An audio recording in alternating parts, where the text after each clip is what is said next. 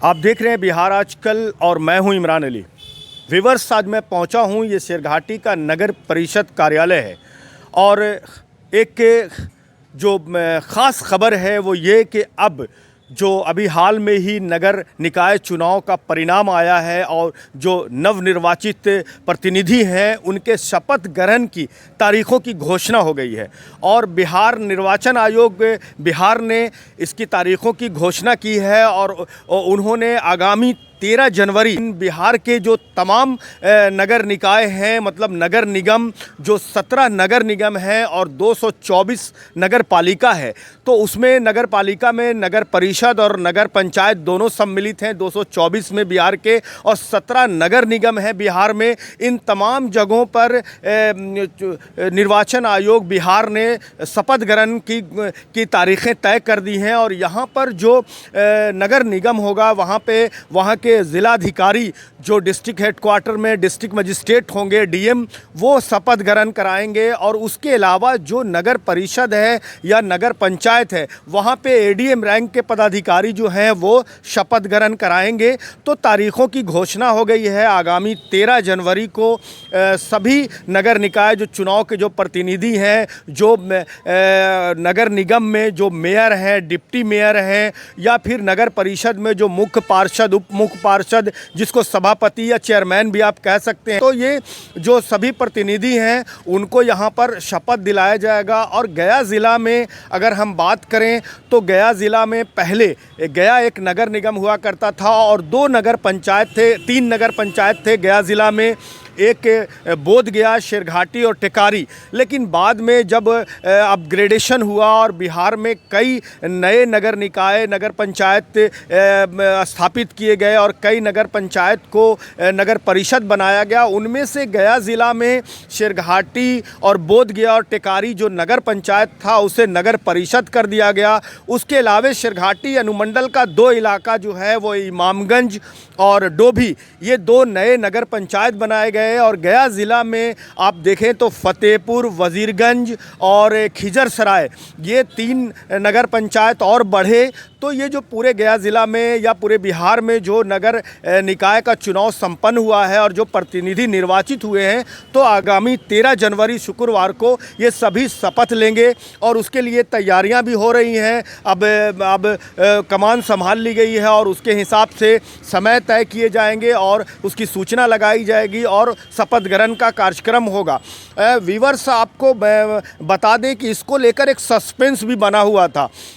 कई बार जिसको कहते हैं कि सुप्रीम सस्पेंस, सुप्रीम कोर्ट का एक सस्पेंस था। लोग मान रहे थे, कई लोग ऐसे हैं जिन्होंने जो चुनाव नहीं जीते हैं, उनको लग रहा था कि कुछ सुप्रीम कोर्ट के फैसले ऐसे आ जाएं जो चुनाव स्थगित हो जाए। महाराष्ट्र में इस तरह का 2021 में ऐसे मामले आए थे जिस पर अनुमान लोग लगा रहे थे कि शायद सुप्रीम कोर्ट के ऐसे कोई आदेश आ जाएं। तो व्यूअर्स, आप जानते हैं कि जब नगर निकाय चुनाव का बिगुल बजा था तो सबसे पहले चुनाव की जो तारीखें तय हुई थी वो 10 अक्टूबर तय हुआ था और दूसरे चरण का चुनाव वो 20 अक्टूबर तय हुआ था। लेकिन अचानक से 10 अक्टूबर से 6 दिन पूर्व यानी 4 अक्टूबर को सुप्रीम कोर्ट के आदेशानुसार बिहार निर्वाचन आयोग ने इस पर रोक लगा दिया था और उसको लेकर 2.5 महीने तक ऊहापोह की स्थिति रही थी। लोगों को समझ नहीं आ रहा था कि क्या निर्णय होगा, लेकिन फिर से यहाँ पे चुनाव की घोषणा हुई और तारीखें तय की गई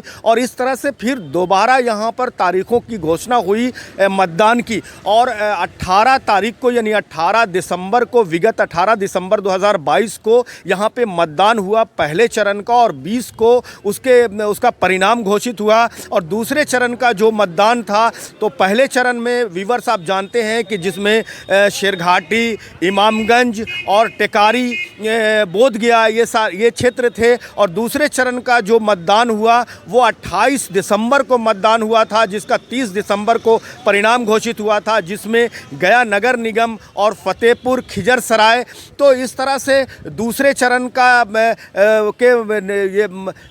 परिणाम के बाद लोग एक तरह से परिणाम तो आ गया था, दोनों चरण का परिणाम आने के बाद भी, लेकिन लोगों में मायूसी है। कई लोगों से मैंने बात की, आम जनता से भी बात करना चाहा। 1 जनवरी को मैंने कुछ लोगों से शेरघाटी के विकास को लेकर बातें की, तो लोगों में एक तरह का निराशा और भय भी दिख रहा था कि जो सुप्रीम कोर्ट के आदेश आने हैं आगामी 20 जनवरी को, उसको लेकर एक ऊहापोह की स्थिति कहीं ना कहीं महसूस हो रही थी। तो वो सस्पेंस बिल्कुल टूट गया है लोगों का। और अब जैसे ही निर्वाचन आयोग बिहार ने जब तारीखों की घोषणा कर दी है कि आगामी 13 जनवरी को शपथ ग्रहण होगा और सभी जो नवनिर्वाचित प्रतिनिधि हैं वो शपथ लेंगे, तो शपथ की तैयारियां भी हो रही हैं। तो अब लोगों का सस्पेंस टूटा है और आप समझ सकते हैं कि लोगों में जो विकास को लेकर, जैसे जितने दिनों तक यहाँ पर चुनाव की प्रक्रिया चल रही थी तो आचार संहिता था, तो विकास कार्य कहीं ना कहीं रुके हुए थे। और उनको लगता है कि जो हमारे नए प्रतिनिधि निर्वाचित हुए हैं, चाहे वो वार्ड पार्षद हों या उप मुख्य पार्षद हों, मुख्य पार्षद हों, तो उनके अंदर जो काम करने का विज़न है, जो वो करना चाहते हैं, जो वो बदलाव लाना चाहते हैं, तो जनता भी चाहती है कि जल्दी से उन्हें जिम्मेदारी मिले, ताला चाबी उनके हाथ में आए, उनको वो शपथ लें और शपथ लेने के बाद एक काम शुरू हो, ताकि वो नए जीते हुए प्रतिनिधियों का भी इरादा देखें, उनका काम देखें और जो उन्होंने वादे किए हैं उस पर वो कितना खरा उतरते हैं और किस तरह से काम करते हैं, क्या उनका तरीका विकास करने का होता है। तो आम जनता में भी इस बात का इंतज़ार है। तो व्यूअर्स, इस बात को लेकर लोगों में ज़रूर इत्मीनान है और खुशी है कि अब जो है वो 13 जनवरी को आगामी यहाँ पर नए प्रतिनिधि हैं उनका शपथ होगा। लेकिन अभी भी जो 20 जनवरी को ईबीसी आरक्षण को लेकर आप जानते हैं कि पहले भी जो सरकार ने चुनाव पे रोक लगाया था, वो अति पिछड़ा ईबीसी आरक्षण जो है उसको लेकर रोक लगाया गया था। अभी भी कई ऐसे प्रतिनिधि हैं जिन्होंने जो चुनाव नहीं जीते हैं, उनका मानना है कि वो कानून के जो जानकार हैं उनसे वो राय मशवरा कर रहे हैं। उनको लगता है कि अति पिछड़ा ईबीसी आरक्षण को लेकर कुछ मामले और भी आ सकते हैं। एक बात जो शेरघाटी को लेकर है, तो यहाँ के प्रतिनिधि शेरघाटी को लेकर एक बात ज़रूर जानकारी देते हैं कि शेरघाटी में जो पहले का चुनाव हुआ था, जो वार्ड पार्षद जब नगर परिषद अध्यक्ष को चुनते थे, तो 5 साल तक यहाँ पर अति पिछड़ा सीट था, जो मुख्य पार्षद यहाँ पे अति पिछड़ा की थी।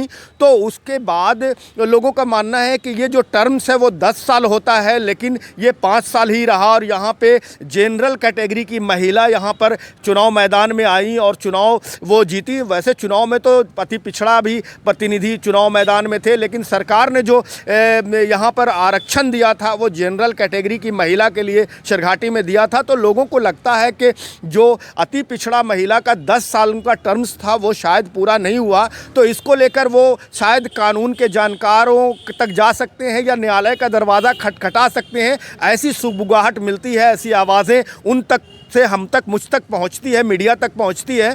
और एक बात को लेकर और बोलते हैं लोग, चर्चा करते हैं कि जो उप मुख्य पार्षद का चुनाव या डिप्टी मेयर का जो चुनाव पूरे बिहार में हुआ है, तो दूसरे राज्यों के नियम को लेकर इस बात पे चर्चा करते हैं कि दूसरे राज्यों में जो उप मुख्य पार्षद हैं या डिप्टी मेयर हैं, उसे जो निर्वाचित वार्ड पार्षद हैं वही उन्हें चुनते हैं। ऐसे नियम है दूसरे राज्यों में। लेकिन कहीं ना कहीं यहाँ पर बिहार निर्वाचन आयोग ने, बिहार सरकार ने बहुत सारे मुद्दों पर गहन चिंतन मंथन करके और ये फैसला लिया होगा। तो जो सरकार ने फैसला लिया या निर्वाचन आयोग ने जो घोषणाएं की हैं, तमाम पहलुओं पर विचार विमर्श करके बेहतर ही आदेश जारी किया गया होगा। बहरहाल अब जो है वो जब आगामी 13 जनवरी को यहाँ पर नए प्रतिनिधि जो वार्ड पार्षद है, उप मुख्य पार्षद है, उनका यहाँ पे शपथ ग्रहण होगा। तो शपथ ग्रहण के बाद वो अपने पद को संभालेंगे और नए तरीके से विकास कार्य शुरू होंगे। तो लोगों के अंदर इस बात को लेकर, इस जानकारी को लेकर खुशी भी है कि अब